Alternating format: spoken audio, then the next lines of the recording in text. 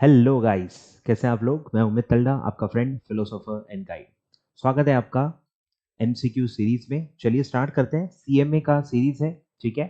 आगे बढ़ते हैं। हमने लास्ट पार्ट में चैप्टर नंबर 6 के एमसीक्यूज पूरे पढ़ लिए थे और हमने इस पार्ट में क्या पढ़ना है, चैप्टर 8, ठीक है। और टाइम बचा तो चैप्टर 9 कैश फ्लो स्टेटमेंट्स के हम थ्योरी एमसीक्यूज पूरे कवर कर लेंगे। और नेक्स्ट पार्ट में हम क्या पढ़ेंगे, नेक्स्ट पार्ट में हम कैश फ्लो स्टेटमेंट के प्रैक्टिकल्स पढ़ेंगे, ठीक है। नेक्स्ट पार्ट में हम कैश फ्लो स्टेटमेंट के सारे प्रैक्टिकल्स पढ़ेंगे और उसके बाद में जो और नेक्स्ट सेशन लूंगा उसमें फिर मैं 10, 11, 12 मिक्स करके पूरा एक साथ ले लूंगा। 10, 11, 12 हम पूरा कंबाइंड वे में लेंगे, ठीक है।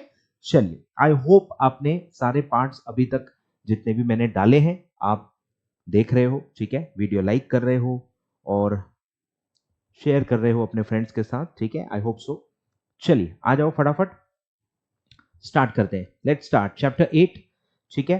Number 1, companies auditor report order 2016, ठीक है, जिसको आप क्या कहते हो, कारो। अब पहले आपको पता है कि कारो 2016 था, अब आपको क्या आएगा, कारो 2020। अब क्या एप्लीकेबल है, कारो 2020, ठीक है। तो कारो 2020 वॉज इशूड बाय, ठीक है, यानी पावर किसके पास है, कारो 2020 किसने इशू किया था, ये आपसे पूछा गया है। पहला है आईसीएआई, दूसरा है एमसीए गवर्नमेंट ऑफ इंडिया, फिर थर्ड है CNAG controller and auditor general of India, and D is MOF ministry of finance, ठीक है। बोलो, कंपनी लॉ का एडमिनिस्ट्रेशन कौन करता है, कंपनीज एक्ट 2013 का एडमिनिस्ट्रेटिव पावर सारा किसके पास है, MCA, ठीक है। तो सारे जो ऑर्डर्स हैं, सारे जो नोटिफिकेशंस हैं, ये कौन इशू करता है, MCA ministry of corporate affairs government of India, ठीक है। चलिए आगे बढ़ते हैं।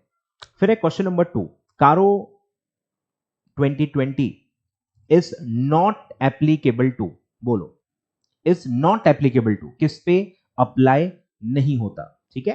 पहला है इंश्योरेंस कंपनी, नहीं होता, बरोबर है। चैरिटेबल पर्पस सेक्शन 8 कंपनी, नहीं होता है अप्लाई। 1 पर्सन कंपनी, नहीं होता है अप्लाई, ठीक है। तो ऑप्शन क्या आएगा, ऑल ऑफ अबव, ऑप्शन आएगा ऑल ऑफ अबव, ठीक है। आई होप आपको, सॉरी, आई होप आपको कारो का एप्लीकेबिलिटी याद होगा, ठीक है। चलिए आगे बढ़ते हैं।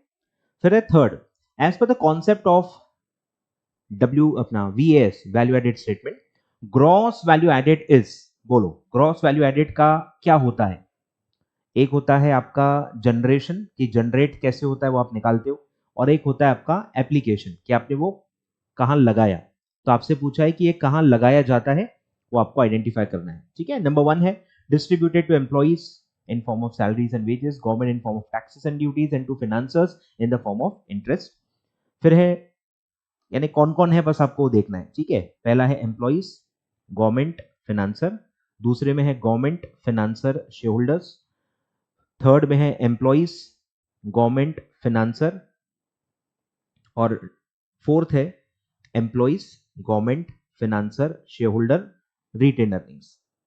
याद करो, एप्लीकेशन वाला जो आप बनाते हो, application of value added statement, उसमें क्या क्या आता है, डी ऑप्शन आता है, ठीक है। सारे आते हैं, employees in form of wages and salary, government in form of taxes and duties, financiers in form of interest, share holders in form of dividend, and remaining जो भी बैलेंस बचता है प्रॉफिट का, वो हम रिटेन अर्निंग्स वो भी अलग से दिखाते हैं, ठीक है। चलिए, तो डी ऑप्शन है सर, डी ऑप्शन है, ये पूरे एप्लीकेशन साइड में आते हैं। आगे बढ़ते हैं। अब है क्वेश्चन नंबर 4। अब ये question actually CS executive old syllabus का ये क्वेश्चन है, और ये एक्चुअली टेक्निकली क्वेश्चन रॉन्ग है। ये ओल्ड सिलेबस में भी था तो ये रॉन्ग था, और अभी भी ये MCQ फॉर्म में इन्होंने डाला है तो ये भी वैसा ही का वैसा रॉन्ग डाला है, ठीक है। रॉन्ग क्या है, ठीक है, मैं आपको बता देता हूं, पढ़ लेते हैं। WSCC का क्वेश्चन है नॉर्मल, आप FM में तो काफी सॉल्व कर चुके हो, ठीक है। कैपिटल स्ट्रक्चर दिया हुआ है, equity capital, long term debt और बैंक ओवरड्राफ्ट। फिर आपको दिया है average rate of return on similar type of companies 20%, risk free rate is 10%, rate of interest charge by bank is 18%, compute the WACC, ठीक है। अब यहां देखो क्या है कि आप डेट का रेट या ओवरड्राफ्ट का रेट जो भी है 18% ले लोगे।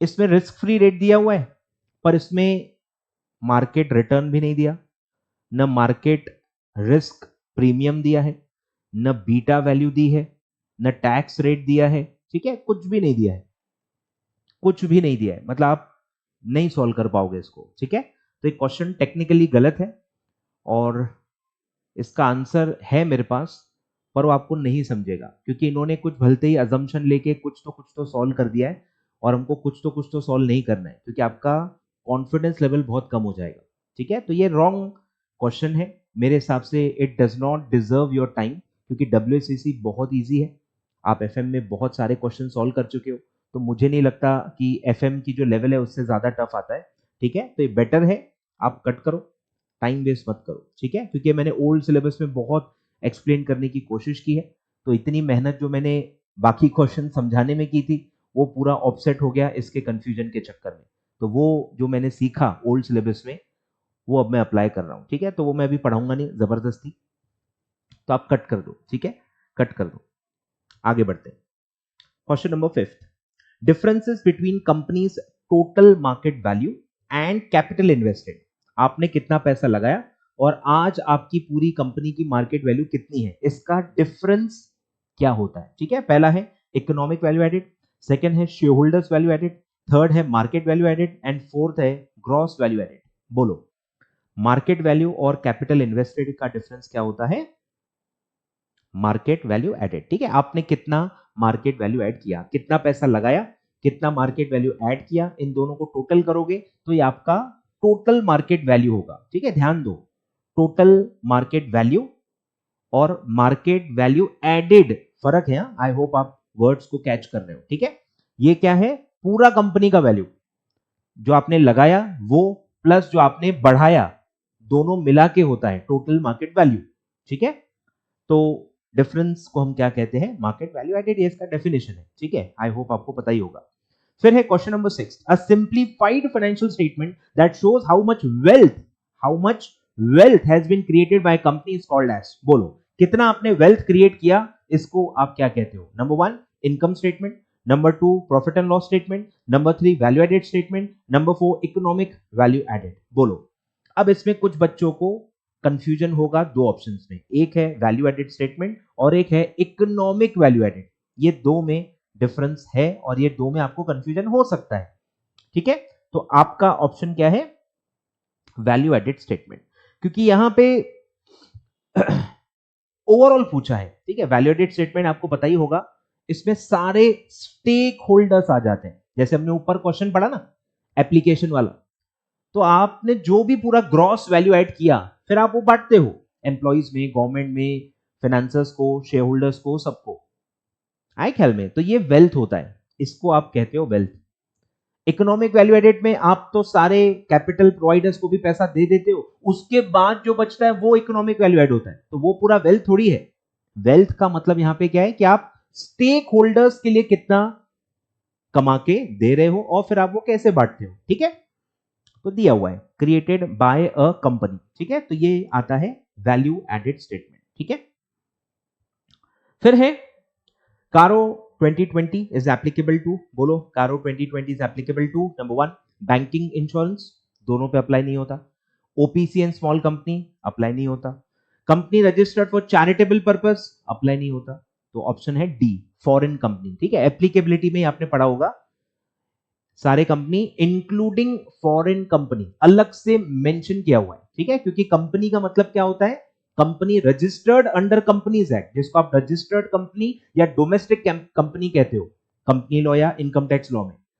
तो सिर्फ कंपनी कहा तो उसमें फॉरेन कंपनी इंक्लूडेड नहीं रहती है, इसीलिए अलग से उसमें इंक्लूड किया गया, इंक्लूडिंग फॉरेन कंपनीज। तो फॉरेन कंपनीज पे कारो अप्लाई होता है, फॉरेन कंपनीज पे कारो अप्लाई होता है, और ऊपर जितने भी नाम दिए हैं उन पे कारो अप्लाई नहीं होता है, यानी कि banking, insurance, OPC, small charitable companies, इन सब पे कारो 2020 अप्लाई नहीं होता, ठीक है।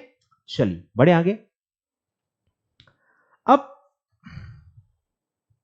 कुछ मैं सोच रहा हूं लिमिट्स आपको पढ़ा देता हूं, कुछ लिमिट्स हम ऑलरेडी चैप्टर 6 में कवर कर चुके हैं, एक दो चैप्टर 6 के क्वेश्चन एक्चुअली इस चैप्टर में गलती से क्लासिफाई हो गए हैं, तो ये हम ऑलरेडी पढ़ चुके हैं, पढ़ लेते हैं। और एक दो एक्स्ट्रा लिमिट्स मैं आपको पढ़ाऊंगा इसमें, जिन्होंने पढ़े हैं तो अच्छी बात है, आपका रिवीजन हो जाएगा, और जिन्होंने नहीं पढ़े हैं तो वो अच्छे से सुनेंगे और उसको अच्छे से लिख लेंगे। ठीक है, चलिए बोलो, वुमेन डायरेक्टर का हम ऑलरेडी लास्ट पार्ट में पढ़ चुके हैं। ठीक है, every non-listed public company must have at least one woman director if it has, number one, paid up share capital of at least 100 crore, turnover of at least 100 crore, in aggregate outstanding loans, borrowings, debenture deposit of at least 50 crores, none of above। बोलो क्या था women director का?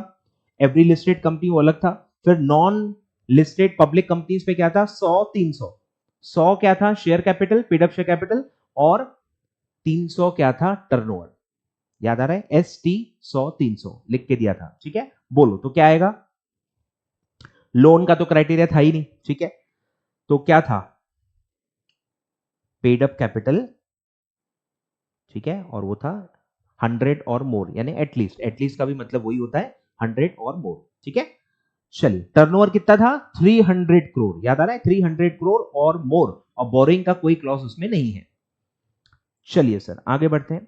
फिर एक question number 9, ये थोड़ा module के अंदर का क्वेश्चन आपको आ गया है। ये एक्चुअली कंपनी लॉ में और सेबी में आपको थोड़ा ज्यादा है। Areas of corporate governance included in the companies act are. कौन कौन से एरियाज कॉर्पोरेट गवर्नेंस से रिलेटेड है? बोलो। पहला है independent directors, women directors, CSR। Yes, ये सारे कॉर्पोरेट गवर्नेंस के ही हैं। कंपनी ढंग से चलाना चाहिए, बरोबर, तो ये सब कॉर्पोरेट गवर्नेंस के ही पॉइंट्स हैं। ठीक है, सारे कमिटीज जो आप बनाते हो वो भी कॉर्पोरेट गवर्नेंस का ही पार्ट है, तो वो सारा आएगा। देखो, audit committee, internal audit, SFIO, फिर nomination remuneration committee, stakeholder relation, सारे कमिटीज बनते हैं फॉर कॉर्पोरेट गवर्नेंस। इसलिए ऑप्शन क्या आएगा? All of about. ठीक है, इंडिपेंडेंट डायरेक्टर भी क्यों अपॉइंट होते हैं?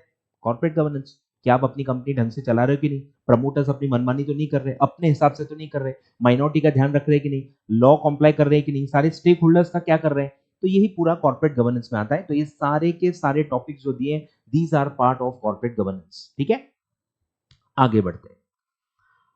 सेम बोलो, मार्केट वैल्यू एडेड इज। अब एक्चुअली मार्केट वैल्यू एडेड के दो फॉर्मूलेज हैं। दो फॉर्मूलेज हैं। एक तो आपको पता ही है, total market value, total market value minus capital invested. ठीक है, वो तो है ही है। और एक है कि जितना भी आपका ईवीए है, फ्यूचर में जितने भी आप ईवीए कमाने वाले हो, जितना भी इकोनॉमिक वैल्यू ऐड आप करने वाले हो, उन सारे फ्यूचर ईवीए को अगर मैं आज की वैल्यू पे लाऊं तो वो उसको भी मार्केट वैल्यू एडेड कहते हैं। मतलब जितना भी आप इकोनॉमिक वैल्यू ऐड करोगे उससे आपका मार्केट वैल्यू ही बढ़ता है, ऐसा माना जाता है। ठीक है, सिर्फ टाइमिंग का डिफरेंस है। मार्केट वैल्यू एडेड आप आज देख रहे हो, और ईवीए क्या है? फ्यूचर की जिंदगी में जितने भी साल हैं कंपनी के, बिजनेस के, वो सारे फ्यूचर ईवीए का अगर आप प्रेजेंट वैल्यू निकालोगे तो वो आएगा मार्केट वैल्यू एडेड। तो इसका सेकंड फॉर्मूला है। ठीक है, तो बोलो, ऑप्शन है पहला market value of equity minus book value of equity, ये तो है ही। इसी को आप क्या बोलते हो? Total market value minus capital invested, ये वही है, ये वही है। ठीक है, और सेकंड है देखो, present value of all future EVA, तो ये दोनों आते हैं। तीसरा है शेयर होल्डर्स वैल्यू एडेड, सिर्फ शेयर होल्डर्स वैल्यू एडेड, तो वो तो है नहीं, उसका कोई लेना देना ही नहीं है। तो ऑप्शन क्या आएगा? Both A and B। ऐसे दो उसके फॉर्मूलेज हैं। ठीक है, ऐसे दो उसके फॉर्मूलेज हैं। आ रहा है ख्याल में? आ रहा है ख्याल में? चलिए बढ़े आगे। ये तो बचपन का क्वेश्चन आ गया है। ऐसे क्वेश्चन अब मुझे नहीं लगता आएंगे। फुल फॉर्म ऑफ कारो पूछा है दिसंबर 2020 में। बोलो, फुल फॉर्म ऑफ कारो क्या है? Companies auditors report order, companies auditors report order. ठीक है, ए क्या है? ऑडिटर। इन्होंने क्या क्या ऑप्शन दिया? देखो, ए में अकाउंट्स भी है, अकाउंट्स एसेट, तो ए मतलब कारो मतलब आपको पता होना चाहिए ऑडिटर के लिए, तो आप आराम से पकड़ लोगे। ठीक है, नहीं भी पढ़ा होगा तो। आगे बढ़ते हैं। अब इसमें भी हल्का सा कंफ्यूजन कुछ बच्चों को हो सकता है, जिन्होंने बारीकी से नहीं पढ़ा है, जिन्होंने भी बारीकी से नहीं पढ़ा है उनको इसमें कंफ्यूजन हो सकता है। ठीक है, बोलो, SVA share holders value added is, आपको आइडेंटिफाई करना है इसका formula, economic profits minus minimum return required by all the providers of capital, by all the providers of capital. दूसरा है economic profits minus minimum return required by all share holders only. Third है economic profits minus minimum return required by equity share holders only. और तीसरा है book value of equity minus cost equity, ये तो कुछ भी नहीं है, मतलब ये तो मतलब अजीब ही है, इसका तो कोई लेना देना ही नहीं है। बोलो, तो तीन आपके पास ऑप्शन है। माइनस क्या होता है, मिनिमम रिटर्न किसका माइनस होता है? पहला है ऑल प्रोवाइडर्स ऑफ कैपिटल, दूसरा है shareholders only, equity shareholders only. तो अगर आपने बारीकी से पढ़ा होगा तो ही आपको ये कॉन्फिडेंटली आएगा, ठीक है। तो ऑप्शन है ए, ऑल, सारे के सारे प्रोवाइडर्स ऑफ कैपिटल का जो भी रिटर्न बनता है, डेट वालों का भी पूरा जो है वो बनता है, प्रेफरेंस वालों का भी और इक्विटी वालों का भी, जितना भी कैपिटल आप यूज कर रहे हो, सारे प्रोवाइडर्स ऑफ कैपिटल को रिटर्न देने के बाद जो बचता है वो होता है शेयरहोल्डर्स वैल्यू एडेड, ठीक है।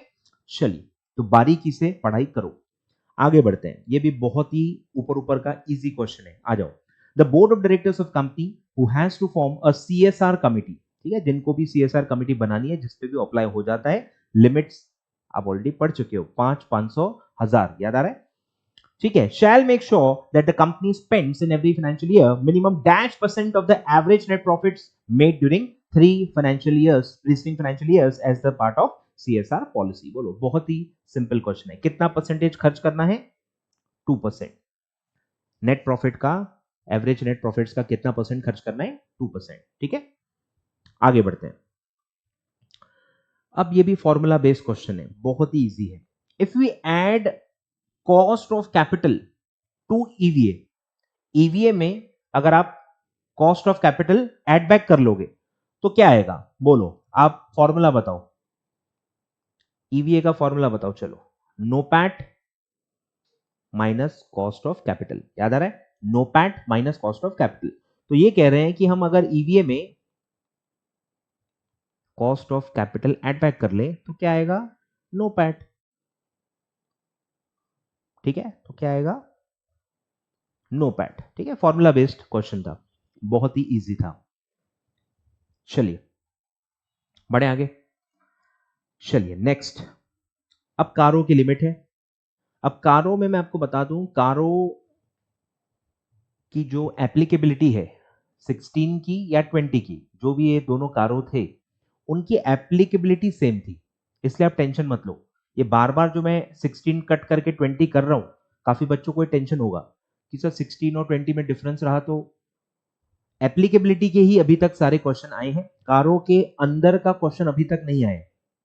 कारों के अंदर का, जो कारों का मेन कंटेंट है, उस पे अभी तक कोई क्वेश्चन नहीं आया है। सारे क्वेश्चन कारों के फुल फॉर्म या कारों का एप्लीकेबिलिटी पे ही अभी तक आया है। तो एप्लीकेबिलिटी की जहां तक बात है, कारो 16, कारो 20 दोनों की एप्लीकेबिलिटी पूरी सेम है। क्लियर है? आगे बढ़ते हैं। बोलो, CARO 2020 applies to private limited company being a subsidiary, sorry इसमें वही नॉट आएगा, नॉट बीइंग अ सब्सिडरी और holding company of a public company, ठीक है। नॉट वर्ड है उसमें, पता नहीं पेपर में भी ऐसा ही है या मेरे से एरर हुआ है, मुझे नहीं पता, बट नॉट है, ठीक है। ऐसी प्राइवेट कंपनी जो बड़े बाप की औलाद नहीं है, मतलब होल्डिंग पब्लिक कंपनी की होल्डिंग या सब्सिडरी नहीं है, ठीक है। Having a paid up share capital and reserves and surplus, ठीक है। क्या पूछा है आपसे? Paid up capital and reserve and surplus not more than dash on the balance sheet date. बोलो, फिल्टर्स क्या थे, याद आ रहा है? लिमिट्स याद आ रही है क्या, कि प्राइवेट लिमिटेड कंपनी के लिए क्या लिमिट्स थी? याद करो, प्राइवेट लिमिटेड कंपनी के लिए क्या लिमिट्स थी? तो 3 लिमिट्स थी, ठीक है, ध्यान दो। 3 लिमिट्स थी, 3 लिमिट्स थी।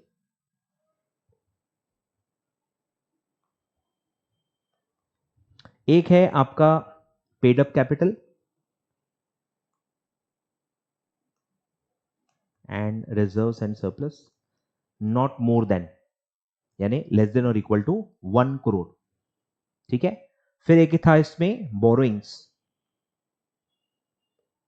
सेम बोरोइंग्स लेस देन और इक्वल टू 1 करोड़, और एक था total revenue including of discontinued operations is less than और इक्वल टू 10 करोड़।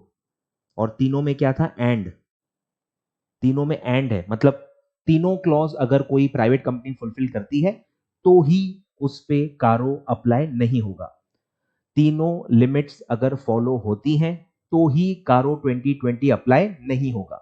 एक भी लिमिट में अगर आप फंस गए, तीनों में से एक भी लिमिट में अगर आप फंस गए तो आपको कारो 2020 अप्लाई हो जाएगा। क्लियर है?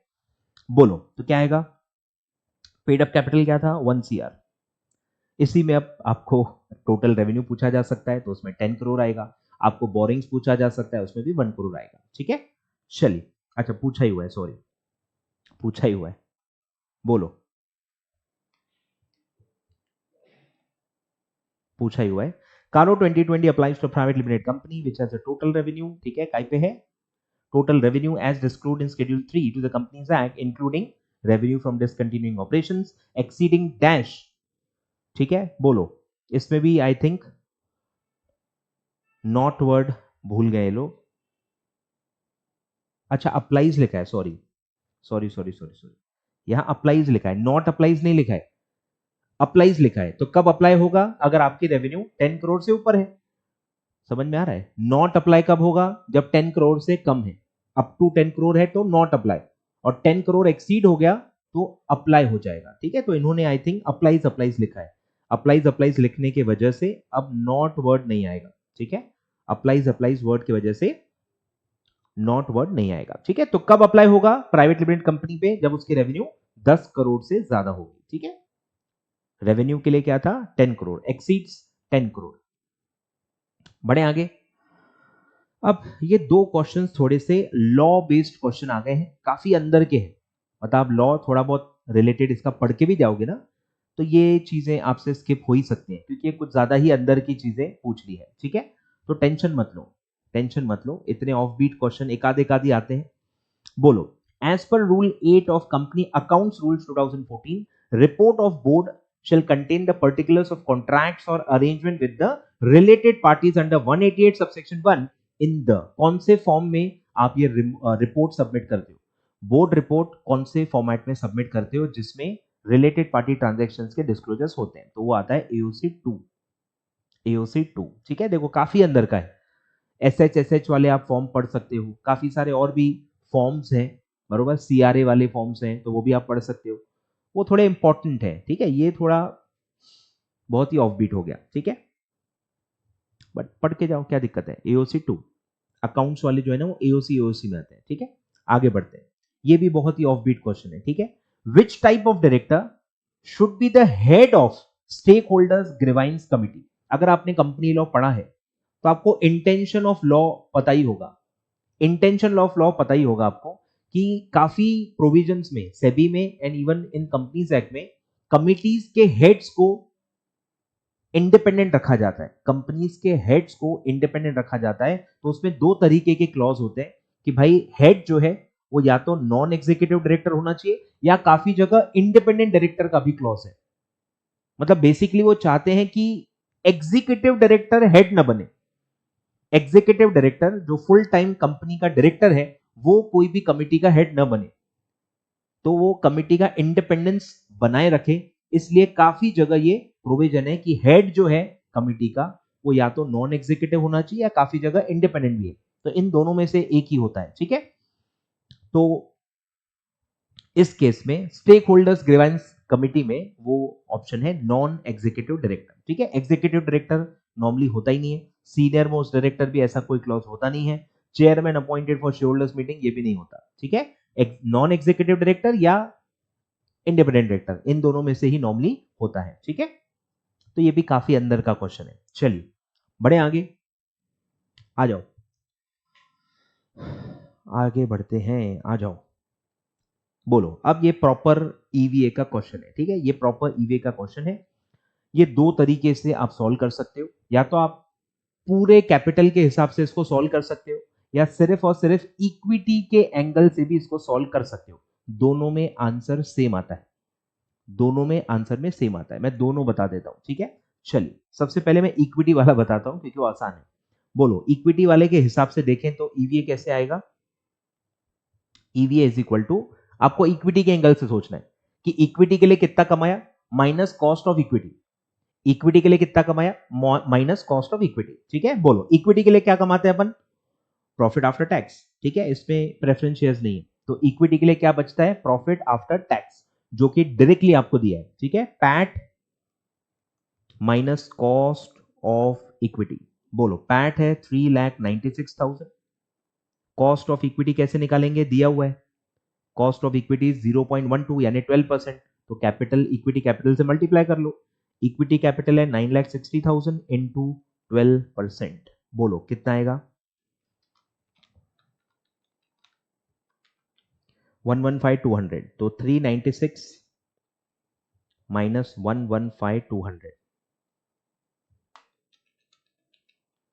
तो ये आएगा 2,80,800। 2,80,800 आई ख्याल में एकदम सिंपल है।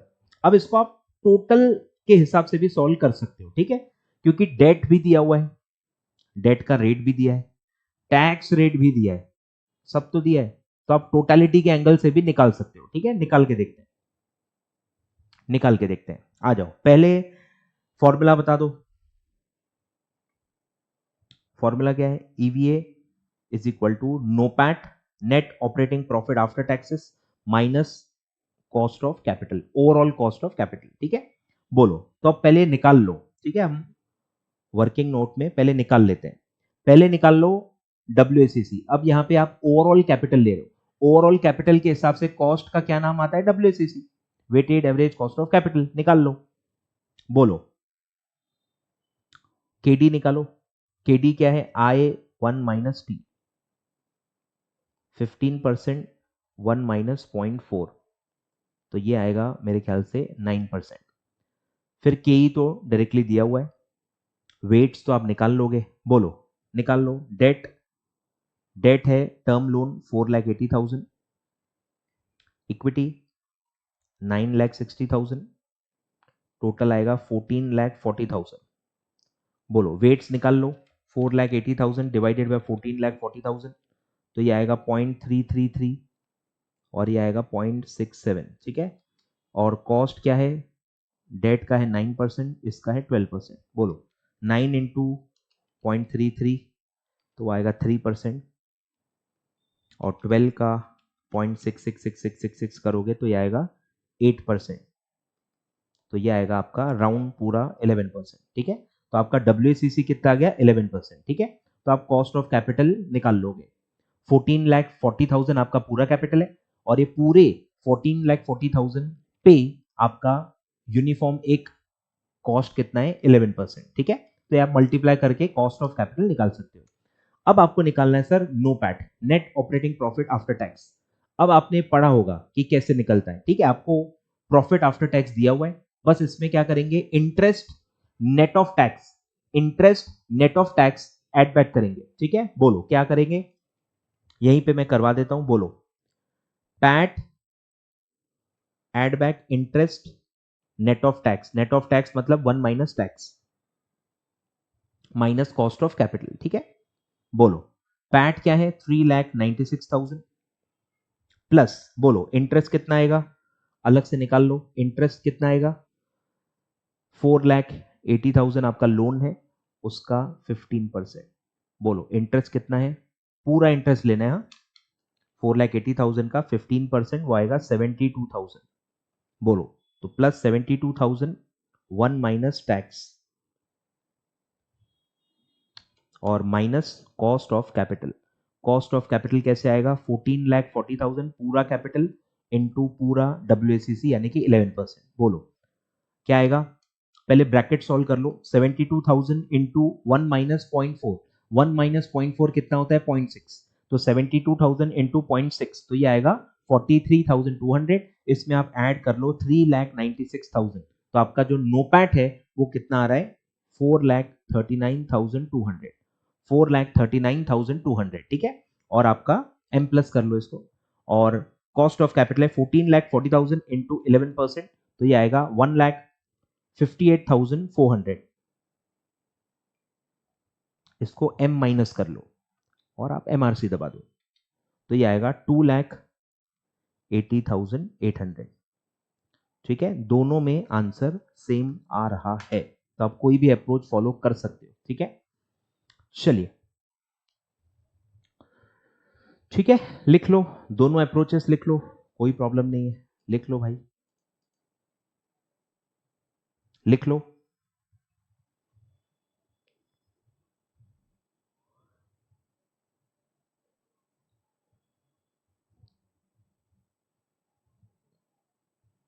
स्क्रीनशॉट ले लो, ठीक है, कोई बात नहीं, स्क्रीनशॉट ले लो, अच्छे से आराम से लिखना, ठीक है, प्रॉपर ईवीए का क्वेश्चन है, ठीक है। चलिए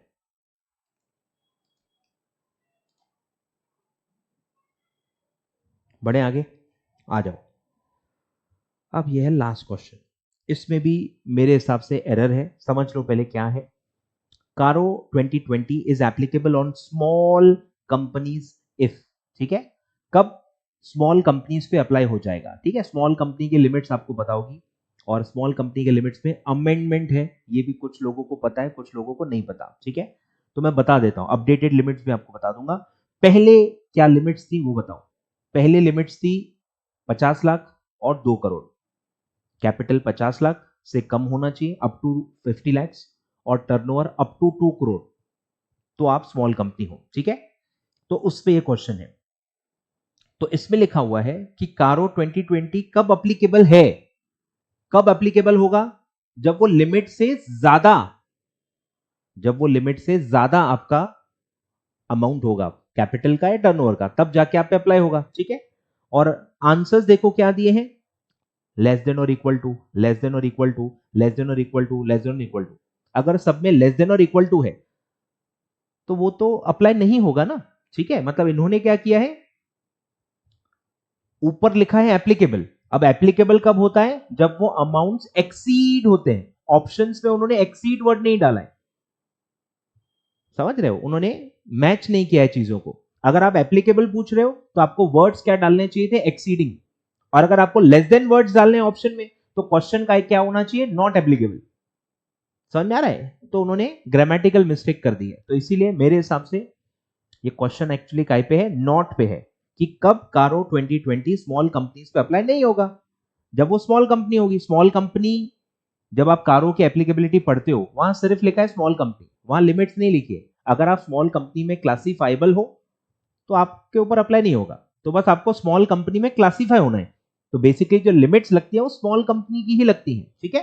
तो वो लिमिट कितनी है, 50 लाख और 2 करोड़, यानी एक ए, 50 लाख और 2 करोड़ यानी 200 लाख, और अब ये लिमिट्स बढ़ गई है, ठीक है, तो 50 लाख बढ़ के हो गया है 2 करोड़, 2 करोड़ मतलब 200 लाख, और 2 करोड़ जो है टर्नओवर वो हो गया है 20 करोड़, यानी 2000 लाख। अब इसमें लैक्स दिया है इसलिए मैं लैक्स लिखवा रहा हूं, करोड़ में आप लिख सकते हो, ठीक है।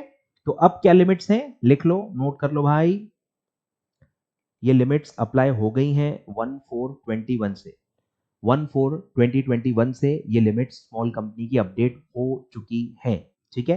तो लिमिट्स अब क्या है, paid up capital less than और इक्वल टू 2 करोड़, 50 लाख को बढ़ा के 2 करोड़ कर दिया है, एंड टर्नओवर,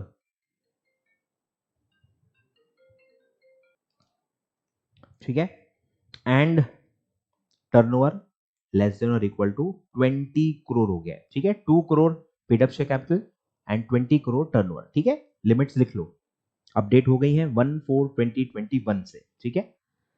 चलिए, तो ये था आपका चैप्टर नंबर 8, ठीक है, कॉर्पोरेट फाइनेंशियल रिपोर्टिंग। अब इसमें कुछ मैं लिमिट्स आपको पढ़ा देता हूं, कुछ हम पढ़ चुके हैं लास्ट लेक्चर में, वुमेन डायरेक्टर, इंटरनल ऑडिट, ठीक है, कुछ कुछ हम पढ़ चुके हैं, कुछ कुछ हम और पढ़ लेते हैं, ठीक है, मतलब पूरा चैप्टर 8 आपका अच्छे से थोड़ा कवर हो जाएगा, ठीक है। आ जाओ, आ जाओ, ठीक है, बोलो, वुमेन डायरेक्टर का क्या था, पहला है एवरी लिस्टेड कंपनी।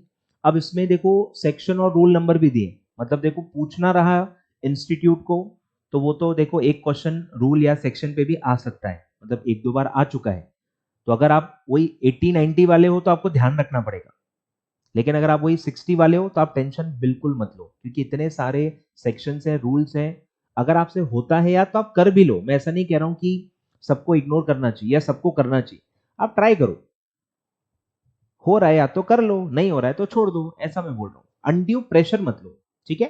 तो वुमेन डायरेक्टर का क्या है, सेक्शन 149 सबसेक्शन 1, उसमें I think second proviso cover होता है, ठीक है, और रूल 3 है, rule 3 of appointment and qualification of director rules, ठीक है, following classes of companies has to mandatory appoint one women director, ठीक है। तो पहला है ऑल लिस्टेड कंपनीज, तो आप एलओडीआर में भी पढ़ते हो, और नॉन लिस्टेड पब्लिक कंपनी, ठीक है, पब्लिक कंपनी मतलब प्राइवेट कंपनी पे अप्लाई नहीं होता, प्राइवेट कंपनी पे अप्लाई नहीं होता, ठीक है। Unlisted public company having paid up share capital of 100 crore और मोर, और टर्नओवर ऑफ 300 करोड़ और मोर, ठीक है। तो मैंने आपको बता दिया था एस टी 100 300, एस टी 100 300, ऐसा आपको याद रखना है। और ये किसके लिए है? Unlisted public company. Listed company already अलग से, विदाउट एनी लिमिट हर लिस्टेड कंपनी पे अप्लाई होगा ही होगा, और अगर आप अनलिस्टेड हो पब्लिक कंपनी हो तो ये फिल्टर्स चेक करेंगे। और दोनों के बीच में और है, दोनों में से एक लिमिट में भी आप आ गए तो आप पे ये प्रोविजन अप्लाई हो जाएगा, ठीक है। तो ये है वुमेन डायरेक्टर, क्लियर है? लिख लो, लिखते जाओ, मस्त एक प्लेन पेज लो, लिमिट्स जैसे मैं शॉर्ट में लिखवा रहा हूं, अब लिखते जाओ, एक पेज में सारा लिख के हो जाएगा, ठीक है। तो women director 149 subsection 1, rule 3 of appointment and director rules, ठीक है। पहला है एलसी, लिख दो लिस्टेड कंपनी, फिर लिखो अनलिस्टेड कंपनी यूएलसी या यूएलसी डैश पब्लिक, ऐसा लिख दो, ठीक है। और उसमें लिख दो एस टी 100 300, 100 और मोर 300 और मोर, दोनों के बीच में और, मतलब दोनों में से एक लिमिट भी आ गई तो अप्लाई हो जाएगा। और अलग से लिख दो कि not applicable on private companies, ठीक है। इतना मतलब बस आपको पढ़ना है वुमेन डायरेक्टर का। सेकंड है इंटरनल ऑडिट, ठीक है, सेक्शन 138 पढ़ चुके हैं हम, सेक्शन 138, और रूल 13 है कंपनी अकाउंट्स रूल्स का, ठीक है। ध्यान दो, ऑडिट है ना, ऑडिट है ये, ऑडिट है तो कौन से रूल्स आएंगे? Accounts rules, companies accounts rule 2014। तो इसमें आपको पता ही है दो कैटेगरीज है, ठीक है। पहला है लिस्टेड कंपनी, वो तो है ही, फिर अनलिस्टेड में पब्लिक कंपनी है पहले, ठीक है। ध्यान दो, अनलिस्टेड में पब्लिक कंपनी है पहले, तो उसमें 4 फिल्टर्स हैं, ठीक है, जो मैं लिखवा चुका हूं। डीएसएलटी, डीएसएलटी 25 50 100 200, याद आ रहा है? सिर्फ बोरोइंग्स में, लोन्स में, एल फॉर लोन, तो उसमें क्या लिखा हुआ है? एक्सीडिंग। बाकी सब में क्या लिखा है? और मोर और मोर और मोर, ठीक है। D for deposits, S for paid up share capital, L for loans borrowings including जो भी है, और टी फॉर टर्नओवर, ठीक है। तो डीएसएलटी 25 50 100 200, और प्राइवेट के लिए है I think L T, L T 100 200, मतलब दो ही लिमिट्स है, सेम है।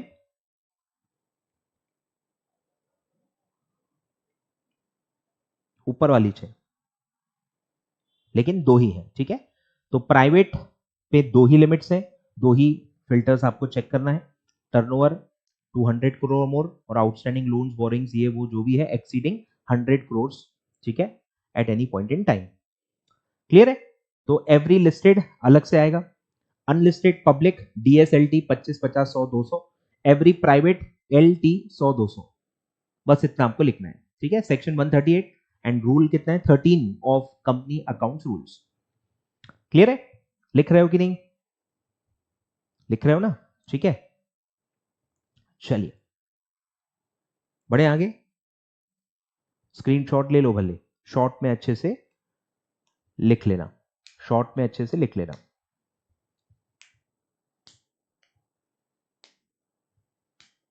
बढ़ते हैं आगे, चलो। अब है सीएसआर, ये तो आप पढ़ ही चुके हो, बोलो सेक्शन 135, ठीक है, सेक्शन 135 फिर आप पढ़ चुके हो, मैं बता चुका हूं, ठीक है। P N T, net profit 5 crore और मोर, नेटवर्थ 500 करोड़ और मोर, और टर्नओवर 1000 करोड़ और मोर, ठीक है। तीनों में से एक में भी आप आ गए, तीनों में से एक में भी आप आ गए तो सीएसआर आप पे अप्लाई हो जाएगा, ठीक है। फिर आपने कॉन्स्टिट्यूशन भी पढ़ा है, 3 और मोर डायरेक्टर्स होने चाहिए मेंबर्स, और उसमें 1 एटलीस्ट इंडिपेंडेंट डायरेक्टर होना चाहिए, ये भी हम पढ़ चुके हैं, ठीक है।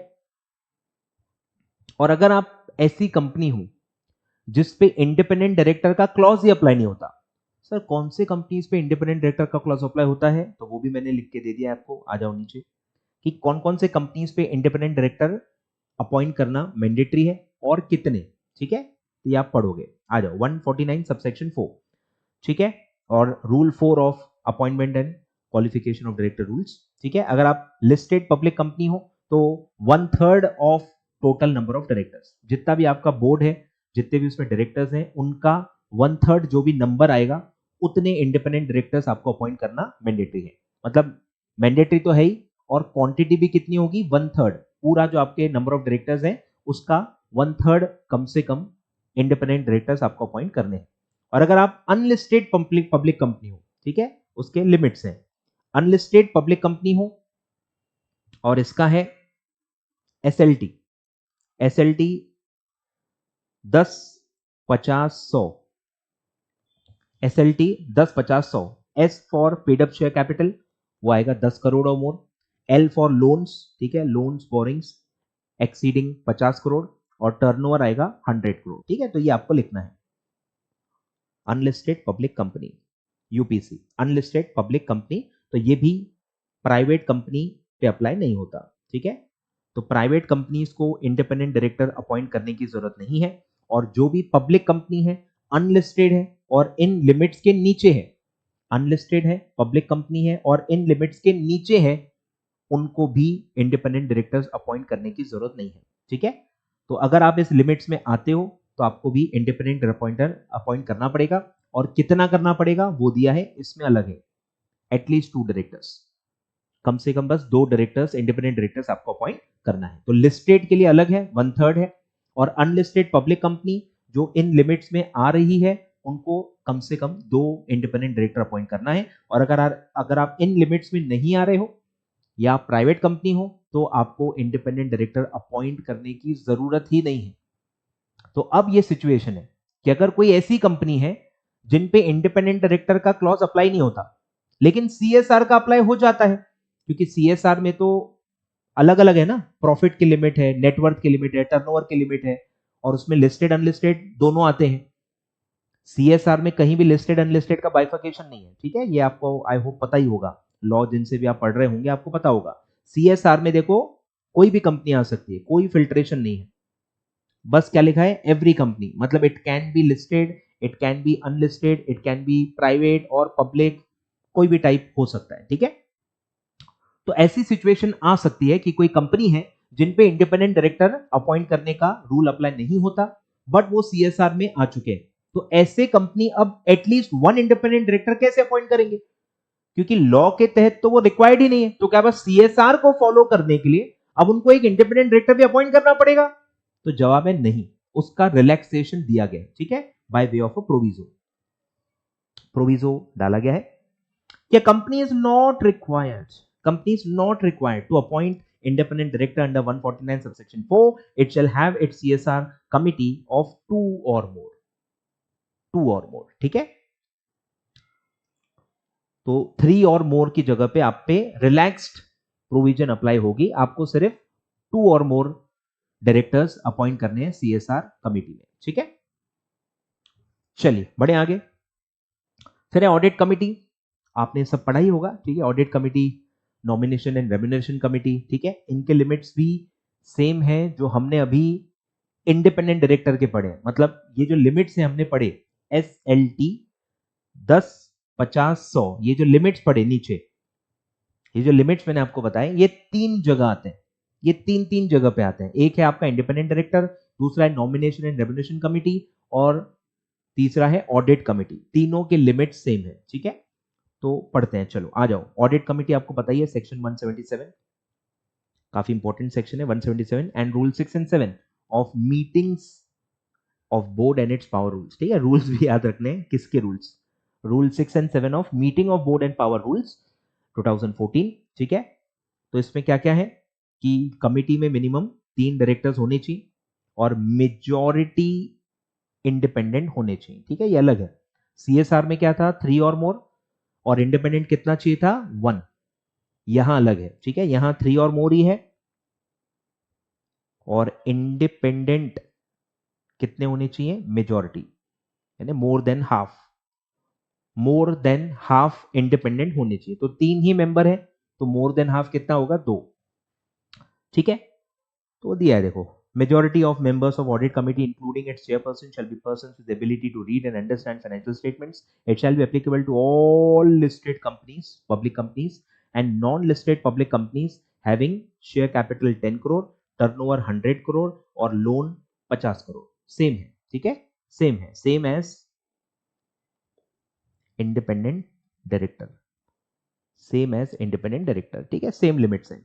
तो इसमें याद क्या रखना है sir? 177 rule 6 and 7 of meeting of board and it's power rules, और 3 और मोर कॉम्पोजिशन, और मेजोरिटी शैल बी इंडिपेंडेंट, ठीक है, और बाकी लिमिट सेम है. फिर आते हैं nomination and remuneration committee, section 178 subsection 1 and rule 6 of meetings of board and power rules. इसमें भी लिमिट सेम है. Applicable to all listed public companies, non listed public companies, share capital 10 crore, turnover 100 crore, outstanding loan 50 crore, ठीक है.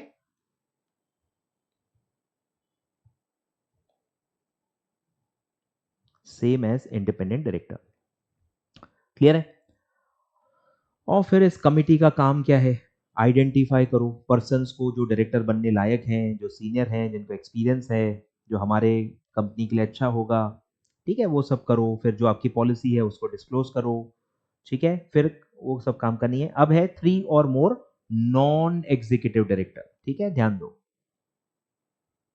इसमें executive director हो ही नहीं सकता है, ठीक है, 3 और मोर ही है, लेकिन नॉन एग्जीक्यूटिव डायरेक्टर, सारे के सारे नॉन एग्जीक्यूटिव डायरेक्टर्स होने चाहिए, out of which not less than 1/2, यानी वही majority shall be independent.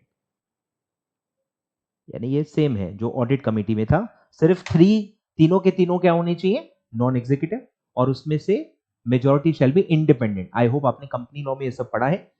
Executive director, non executive director, non executive के अंदर इंडिपेंडेंट एंड अदर या नॉन इंडिपेंडेंट, जो भी बोलो, ठीक है. चलिए चलिए, आ रहा है, सब समझ में आ रहा है? पढ़ा हुआ है कंपनी लॉ में, या इवन सेबी में भी पढ़ा होगा, ठीक है. आ जाओ भाई आगे. फिर है स्टेक होल्डर रिलेशनशिप कमिटी, ये अलग ही कमिटी है, ठीक है. इसमें सिर्फ आपको एक ही लिमिट याद रखनी है कि ये कब कमिटी बनानी पड़ती है?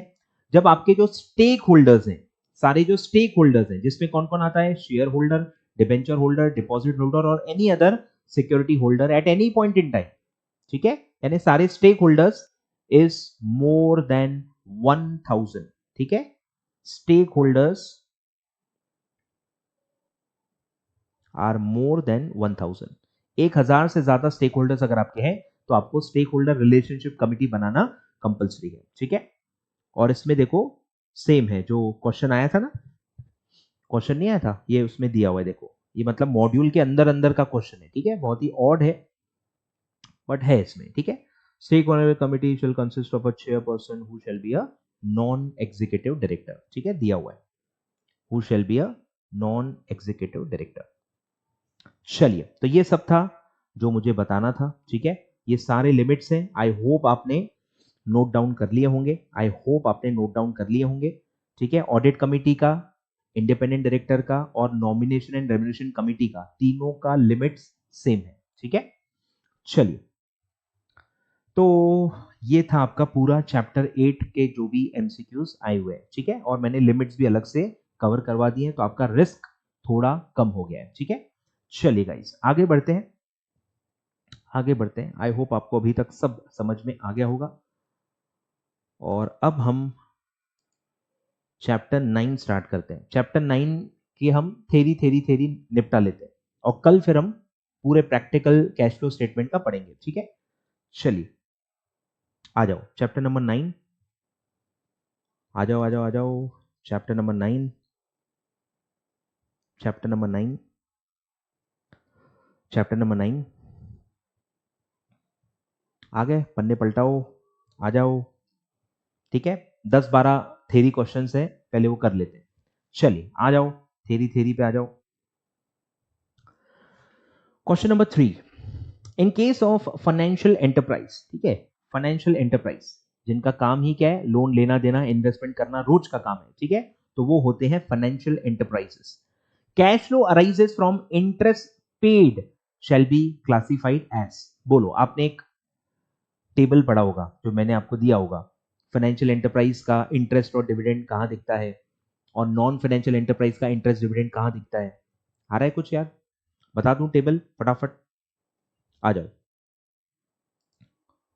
आ जाओ आ जाओ आ जाओ आ जाओ आ जाओ, कोई बात नहीं है, आ जाओ।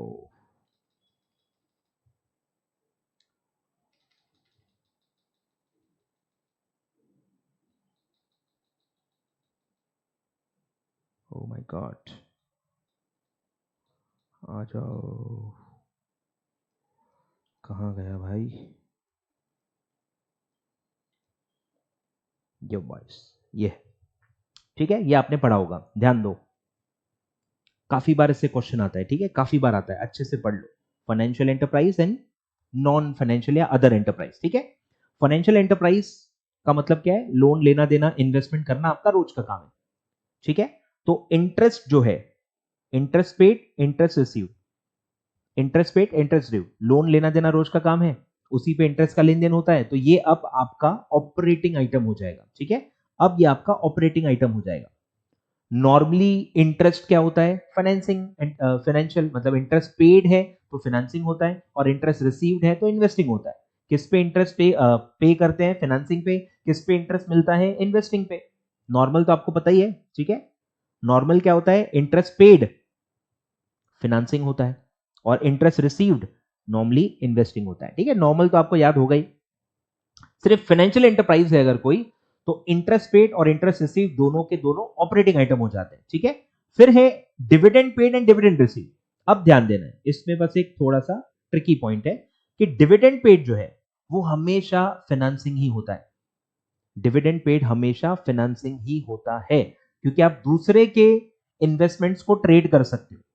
आप अपने इक्विटी को ट्रेड कर सकते हो क्या? अपने इक्विटी में डील कर सकते हो क्या? नहीं कर सकते। सोच के देखो, क्या मैं अपनी इक्विटी किसी और को बेच सकता हूं? नहीं बेच सकता, उसमें ट्रेड कर ही नहीं सकता मैं, आए ख्याल में। इसीलिए डिविडेंड पेड जो है वो हमेशा फाइनेंसिंग ही रहता है, उसमें आप कभी भी ट्रेड नहीं कर सकते, वो कभी भी आपका ऑपरेटिंग आइटम, ट्रेडिंग आइटम नहीं बन सकता, ध्यान रखो, ठीक है। तो ये हमेशा, डिविडेंड पेड हमेशा हमेशा फाइनेंसिंग ही रहेगा। डिविडेंड पेड हमेशा फाइनेंसिंग ही रहेगा, और इसी में आपको कंफ्यूज किया जाएगा, डिविडेंड पेड में ही हमेशा कंफ्यूज किया जाएगा, ठीक है। और डिविडेंड रिसीव जो है वो तो इन्वेस्टमेंट्स पे होता है, इन्वेस्टमेंट्स, ठीक है। तो नॉर्मल कंपनी के लिए तो इन्वेस्टिंग ही होगा, और अगर आपका रोज का काम है शेयर्स में डील करना, तो डिविडेंड रिसीव भी आपके लिए ऑपरेटिंग हो जाएगा, आ रहा है ख्याल में। तो फाइनेंशियल एंटरप्राइज के लिए चारों आइटम ऑपरेटिंग नहीं होते, ऐसा आपके माइंड में हमेशा आपको रिकॉल होगा कि फाइनेंसिंग वाली है तो सब ऑपरेटिंग होता है, ऐसा नहीं होता, सब ऑपरेटिंग आइटम नहीं हो जाते। डिविडेंड पेड जो है वो हमेशा फाइनेंसिंग रहता है, और डिविडेंड पेड के अलावा जो तीन आइटम है वो फाइनेंशियल एंटरप्राइज के लिए ऑपरेटिंग आइटम बन जाते हैं, ठीक है। तो आपको ध्यान रखना है। आई होप आपको समझ में आ रहा है जो मैं कह रहा हूं, और आप ये नोट डाउन कर लोगे अगर आपके पास ये टेबल नहीं है तो, ठीक है। चलिए बढ़े आगे।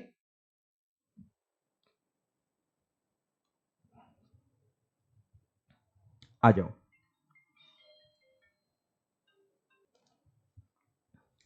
ठीक है, बोलो, अब सॉल्व करो, अब थोड़ा इजी लगेगा। In case of financial enterprise cash flows arising from interest paid, बोलो इंटरेस्ट पेड और फाइनेंशियल, इतने से आपका आंसर आ जाना चाहिए। इंटरेस्ट पेड और फाइनेंशियल, इससे आपका आंसर आ जाना चाहिए। बोलो क्या आएगा? Operating activity. इंटरेस्ट पेड और फाइनेंशियल एंटरप्राइज, ये दो वर्ड्स पढ़ के आपका आंसर आ जाना चाहिए। चलिए सर आगे बढ़ते हैं।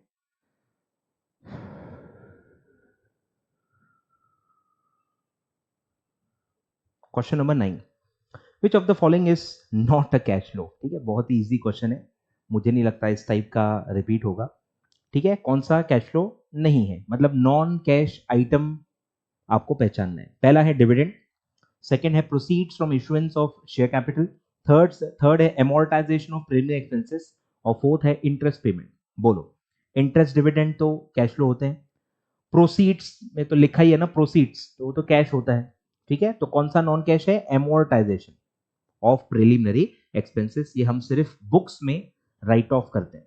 प्रिलिमिनरी एक्सपेंसेस आप पे कर देते हो प्रमोटर्स को, और फिर उसको बैलेंस शीट में एज अ फिक्टिशियस एसेट आप दिखाते हो, और हर साल थोड़ा थोड़ा थोड़ा थोड़ा राइट ऑफ करते हो प्रॉफिट एंड लॉस अकाउंट में, तो वो सिर्फ एक बुक एडजस्टमेंट होती है, उसमें कोई भी पैसा नहीं जाता। और इसीलिए ऑपरेटिंग आइटम में आप क्या करते हो, उसको एड बैक करते हो। क्यों? क्योंकि पैसे गए नहीं, हम उसको माइनस करते हैं प्रॉफिट निकालते समय, लेकिन पैसा तो गया ही नहीं, तो उसको इफेक्ट उसका नलीफाई करने के लिए हम एड बैक करते हैं, ठीक है, क्योंकि वो कैश फ्लो है ही नहीं। फिर है cash payments to and on behalf of employees is an example of. बोलो एम्प्लॉइज को अगर आप पैसा दे रहे हो तो ये कौन सी एक्टिविटी में आएगा? एम्प्लॉइज आपकी ऑपरेटिंग एक्टिविटी में आता है, तो उसको जो भी आप पैसा दोगे that will come under operating activities, ठीक है। फिर है in case of financial enterprise, in case of financial enterprise interest received. अब आंसर नहीं सोचना है, इसमें एक ट्विस्ट है, इसमें एक ट्विस्ट है, ठीक है, ध्यान दो। On debentures held as investment. अब सर ये क्या बला है, हेल्ड एज इन्वेस्टमेंट मतलब आप फाइनेंशियल एंटरप्राइज हो, आपका डिबेंचर में डील करना रोज का काम है, पर आप कुछ डिबेंचर्स को एज अ इन्वेस्टमेंट भी होल्ड कर सकते हो। एज अ इन्वेस्टमेंट मतलब लॉन्ग टर्म जैसे नॉर्मल होता है ना, नॉर्मल नॉन फाइनेंशियल एंटरप्राइज अगर कहीं इन्वेस्ट करती है तो वो नॉन ट्रेडिंग आइटम होता है, नॉन फाइनेंशियल आइटम होता है, ठीक है। तो वैसे ही अगर आप एक फाइनेंशियल एंटरप्राइज हो तो बाय डिफॉल्ट हर चीज जिसमें आप डील कर रहे हो वो आपका ट्रेडिंग आइटम हो जाता है, वो आपका ऑपरेटिंग एक्टिविटी हो जाता है, पर अलग से कोई भी सिक्योरिटी को आप इन्वेस्टमेंट पर्पस के लिए रख सकते हो। अब अगर वो इन्वेस्टमेंट पर्पस के लिए रखा हुआ है तो वो आपकी ऑपरेटिंग एक्टिविटी नहीं हो सकती, क्योंकि वो आपने हेल्ड एज इन्वेस्टमेंट रखा है, मतलब आपने लॉन्ग टर्म पर्पस के लिए रखा हुआ है। तो बोलो अब नॉर्मली अगर आपको नॉर्मल डिबेंचर्स पे अगर इंटरेस्ट मिल रहा है तो वो क्या हो जाता है, इन्वेस्टिंग। और लिखा ही है ना हेल्ड एज इन्वेस्टमेंट, मतलब वो आपकी इन्वेस्टमेंट है, तो इन्वेस्टमेंट पे जब आपको इंटरेस्ट मिलता है तो वो इन्वेस्टिंग में आता है, ठीक है, ध्यान देना। तो फर्क पड़ जाता है, फर्क पड़ जाता है। ये जो वर्ड्स लिखे हैं ना हेल्ड एज इन्वेस्टमेंट, इससे पूरा उसका कैरेक्टर, उसका नेचर बदल जाता है, ठीक है। तो जो बाय डिफॉल्ट आपकी ऑपरेटिंग एक्टिविटी होती है, क्योंकि वो आपने हेल्ड एज इन्वेस्टमेंट किया है, आप उसमें ट्रेड कर ही नहीं रहे हो, इसलिए वो आपकी इन्वेस्टिंग एक्टिविटी में आएगा, ठीक है। तो एक गुगली वाला क्वेश्चन है, ये गुगली क्वेश्चन है, ध्यान देना, ठीक है। गुगली क्वेश्चन है, स्टार मार्क कर लो, गुगली क्वेश्चन है, स्टार मार्क कर लो। बढ़े आगे, चलिए question number 12, for the purpose of cash flow statement cash equivalents include. बोलो कैश इक्विवेलेंट में क्या क्या आता है? पहला है बैंक डिपॉजिट्स फॉर 30 डेज आता है, अप टू 3 मंथ्स आते हैं। मनी मार्केट शॉर्ट टर्म होते हैं, वो भी आते हैं। ट्रेजरी बिल्स भी शॉर्ट टर्म होते हैं, आते हैं, ठीक है। तो आंसर क्या आएगा? All of above. तो ये सब मार्केटेबल सिक्योरिटीज में आते हैं, ठीक है, आपने पढ़ा होगा कैश एंड कैश इक्विवेलेंट्स में क्या क्या आता है, ठीक है। तो इक्विवेलेंट्स में सारे मार्केटेबल सिक्योरिटीज आते हैं, ठीक है। तो ये सारे मार्केटेबल सिक्योरिटीज है, तो ऑल ऑफ अबव आएगा, ऑल ऑफ अबव आएगा। क्लियर है? आ रहा है ना, ख्याल में आ रहा है? चलिए बढ़ते हैं सर आगे। यस, ये भी बहुत अच्छा क्वेश्चन है। Cash flows arising from purchase and sale of dealing और trading securities are classified as. बोलो वर्ड्स में ही थोड़ा आपको पकड़ना है कि अगर आप सिक्योरिटीज का परचेज सेल कर रहे हो और वो आपका ट्रेडिंग पर्पस है, आपका रोज का काम है, तो आप कौन हो गए? भले लिखा हुआ नहीं है, पर आप अगर ये कर रहे हो, परचेज सेल कर रहे हो, डीलिंग कर रहे हो, तो आप अपने आप क्या बन गए? Financial enterprise. आप अपने आप क्या बन गए? Financial enterprise. तो ये कहां आएगा? ऑपरेटिंग एक्टिविटी, ठीक है। डील या ट्रेड कर रहे हो आप तो फिर वो हो जाएगा, उसके सारे कैश फ्लो आपके ऑपरेटिंग एक्टिविटी में आएंगे, ठीक है। चलिए मतलब ये इन इफेक्ट क्या हो गया? फाइनेंशियल एंटरप्राइज आप इसको मानोगे, फाइनेंशियल एंटरप्राइज आप इसको मानोगे, ठीक है। बढ़े आगे, ये भी मैं प्रैक्टिकल मान रहा हूं, चलो यस। बोलो question number 20, interest payment by non financial enterprise, ठीक है। नॉन फाइनेंशियल मतलब नॉर्मल, आपको मतलब अलग से नहीं सोचना है, नॉन फाइनेंशियल मतलब नॉर्मल कंपनी। तो अगर आप इंटरेस्ट पे कर रहे हो, किस पे इंटरेस्ट पे करते हो? फाइनेंसिंग पे। किस पे इंटरेस्ट पे करते हो? लोन पे। लोन क्या है? फाइनेंसिंग एक्टिविटी, ठीक है। तो ये आएगा आपका फाइनेंशियल एक्टिविटी, ठीक है। फिर है last, which of the following is not an investing cash flow? इसमें से कौन सा इन्वेस्टिंग कैश फ्लो नहीं है? बोलो। पहला है purchase of marketable securities for 5 lakhs by cheque. बोलो। मार्केटेबल सिक्योरिटी किस में आता है? अब भी ऊपर पढ़ा अपन ने, ये कैश इक्विवेलेंट्स में आता है। फिर चेक किस में आता है? बैंक में। बैंक भी क्या आता है?